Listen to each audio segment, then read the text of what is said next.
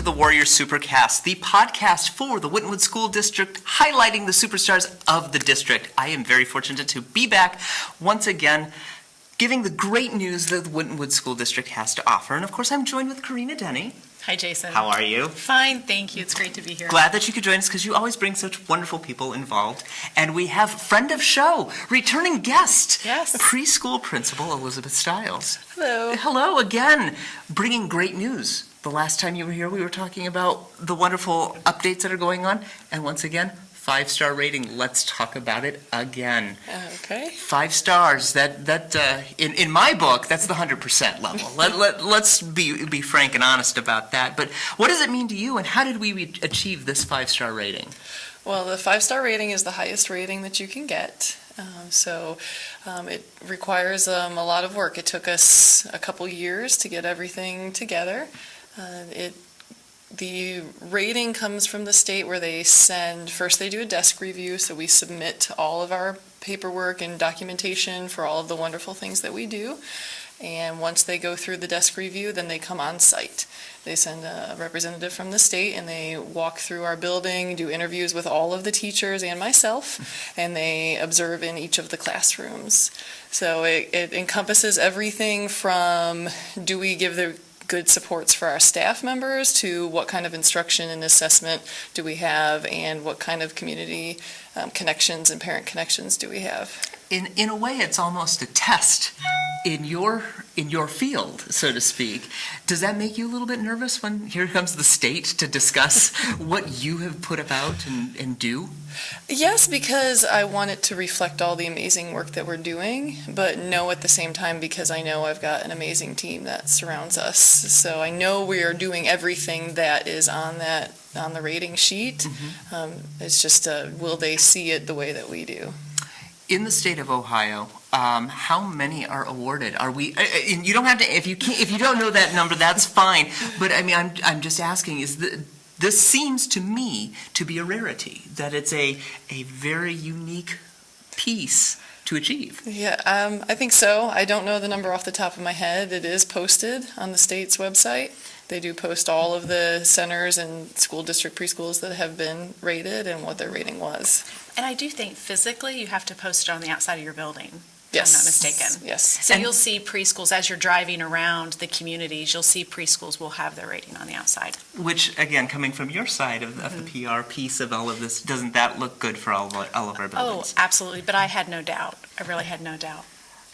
Did you have doubt? I mean, it is No. your job. And, if you feel confident and comfortable, then it obviously shows through your staff as well as through what you are exuding throughout the entire building. No, I really didn't. I expected it.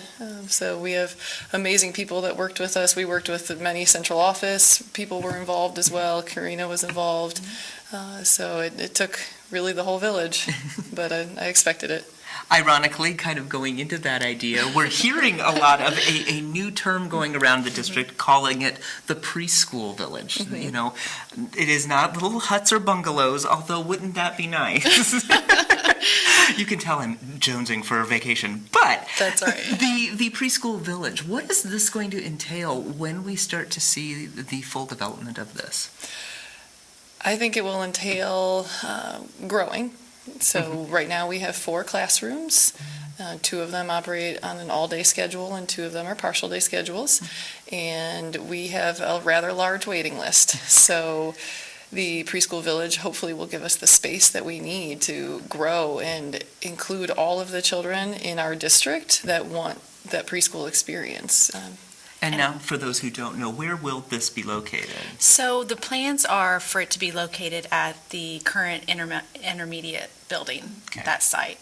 But I think our waiting list really is an indication that our community wants this. It's not just we're not just saying, oh, that would be nice to go to Preschool Village. Our community has told us that they want this. Mm-hmm. So it's a response to the need in the community. I was just going to ask, it's almost a chicken and egg question, which came first, the push and the drive for more open preschool, or was it the idea of let's create it to see who comes? I do think that there's a need, and it's specifically around the all-day preschool. Once we opened up to all-day preschool, we really saw a lot of interest, for sure. Let's talk a little bit about the all-day. How has that gone since, this is something new for you? Yes, it is. And my entire team, it's new for them. Sure. Couple hiccups in the road, as you would expect, but overall, it's been really awesome. The kids love it. They love being there all day. The teachers love having them, and it's really great to see the growth that they have. Obviously, not to age all of us here, but when we went to school, we had the half days, and we were kind of all used to that. And as we grew up, we saw this. Now with this evolution of the all-day idea, what is this preparing the children for? Obviously for a full-day schedule, and I don't know, lack of naps? I don't know. But what are we gearing them up for, especially here in the district? Oh, we have lots of plans. We have lots of plans for them. But I think it's not just for, obviously, it's to better prepare our children to be kindergarten ready, obviously, Sure. So that they're on target. But also it's for our parents. It's very challenging if you're a working parent to be able to, who has the ability to really, in the middle of the day, leave work and then pick your child up and for a half day. So and it then really where do they go afterwards? And then where do they go afterwards? So it really provides a great service for our student and our parents, our students and our parents.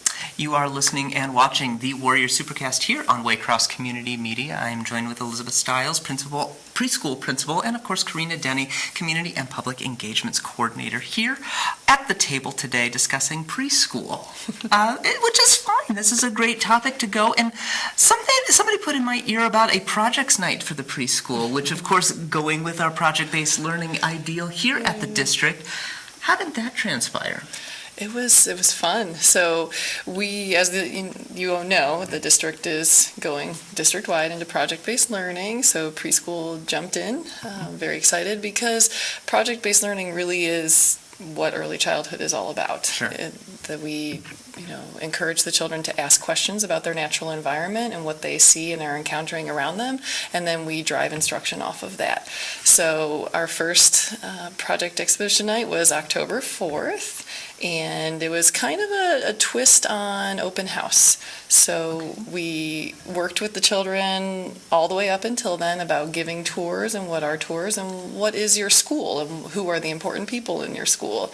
So when their families came on October 4th, they got to be the tour guides. That is a wonderful idea, because a part of the Warrior motto, gaining that respect for your school and showing honor and all of these wonderful things to the school. There's probably hiccups along the road and a lot of little guffaws and probably a lot of laughs too. But all in all, a success? Yes, the families loved it. Everyone was smiling ear to ear on the way out, said it was a great time. They loved seeing the children. Our staff were so excited with how much charge the children took and how empowered the children felt, marching their families around and pointing everything out. And it was a different side, and it was very cool to see from 3- and 4-year-olds. Absolutely. Now, of course, I like to always bring the crystal ball out, and obviously we are at the beginning of our school year. Let's look towards the end of the school year. You're already talking very much empowered children. Mm-hmm. What do you see as they graduate from preschool into kindergarten? What type of young men and women are we going to see coming into kindergarten? Well, I think we're going to see children that are in charge of their learning, that they know how to ask questions, they know what questions to ask, they know how to take charge of things. I think I said that already, but that they're learning to work with each other. They're learning to share and plan things together. Our next project is coming up. It's not going to be in the evening. It'll be a daytime on November 21st, I believe. And so they'll be working together to do stations in the classrooms as adults tour around and kind of show them all of the fall things. It's autumn discoveries.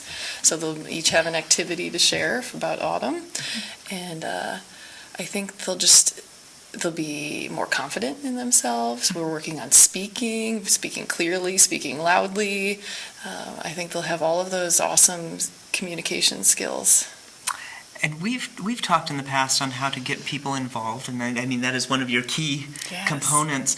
And you've already said that this is something people want, this all-day preschool, the preschool village, these items that are gathering the kids early teaching them, and it's obviously far beyond, as a lot of people I've heard, well, my child goes to preschool, and the minute they say that, they go, well, that's a daycare.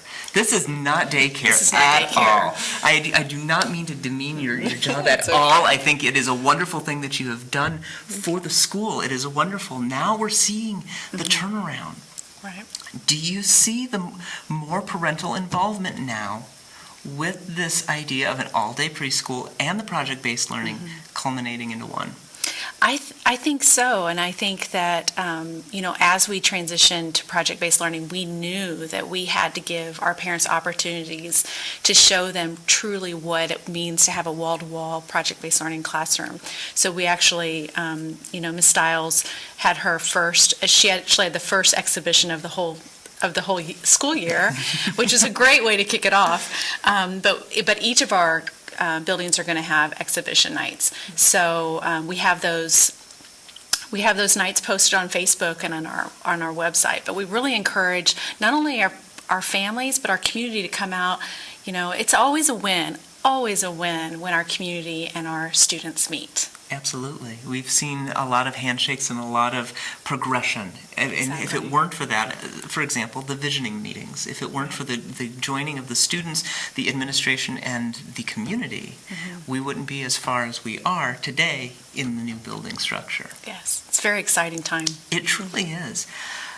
Speaking of exciting times, we're getting close, like I said, all of these wonderful things going on. What do you foresee at the end of 2017? Maybe not the end of the school year, but do you have some wonderful things lined up for the preschoolers that they're ready for, that they may be ready for? By the end of this calendar year? By this calendar year, yes. Well, we've got the next project exhibition, so that's during the day. And then we're really hoping to do another mini project in the month of December that talks about the different family, like learning about each other's families and their traditions. So it sounds seasonal based than a lot of your projects. Yes. Well, no, and that does give the children a little bit of an idea of, as you were saying, scheduling, timing. Great way to do it. They see the changes and they know something's coming up. Sounds like wonderful things coming from the preschool. So we're excited. We're learning a lot along the way. We've done our reflections as the project has ended and did our likes and wonders. Right. So. Everybody knows these little keywords here. It's new tech talk. Sure. And of course, we always like to end our day today with upcoming events. Corina always has something. She usually pulls out her scroll of a calendar because we're always so busy. So I really would encourage our community to look at those exhibition nights and come to as many as you can. And in addition to that, we have a new program that we have several people in our database already, but we're creating a database of warrior experts. So our community would have an opportunity to come into a classroom and actually be a part of that and lend their knowledge, their skills, their understanding to a project. So we highly recommend our community going to, I believe it's wintonwoods.org//experts.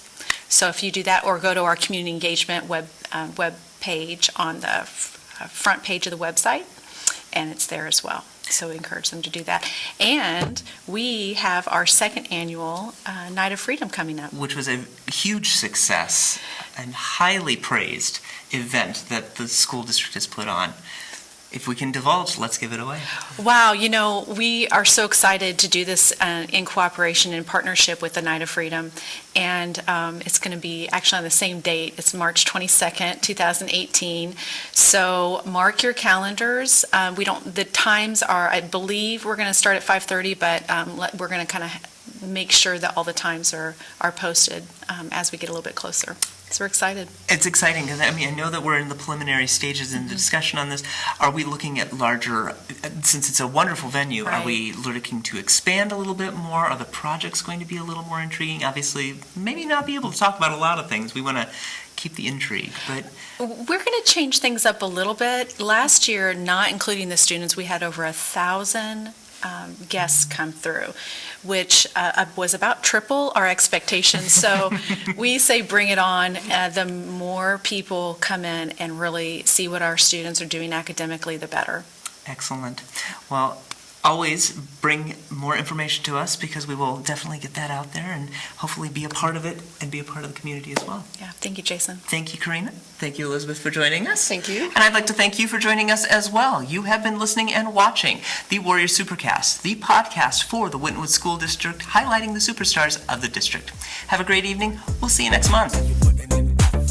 Are you ready for the new